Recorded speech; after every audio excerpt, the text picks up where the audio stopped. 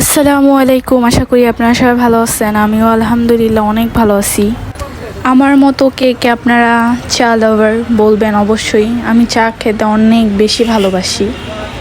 চা দেখলে কেন জানি মন মানে না, চা আমার খেতেই হয়, এমন একটা অবস্থা আমার। আজকে বের হয়েছিলাম, তো দেখলাম পাশে একটা চার দোকান, ভাবলাম একটু চাই খাই। তো মনে হলো তান্দুরি চাটা একটু ট্রাই করি, দেখি কেমন খেতে। খুব বেশি এক্সাইটেড ছিলাম যে অনেক মজা হবে, বাট আমার কাছে তেমন একটা ভালোই লাগে না সত্যি কথা বলতে। এর থেকে আপনার বাসার চা নিজে বানায় যদি আমরা খাই তো অনেক বেশি ভালো হয়। এটার দাম ছিল 60 টাকা। আমি যদি বলি যে এর থেকে বাহিরে যদি আমরা 10 টাকা করে কিনে দুধ চা খাই সেটা অনেক বেশি ভালো হয় এটার তুলনায়। তেমন কোনো টেস্ট নাই, নর্মাল চার মতনই।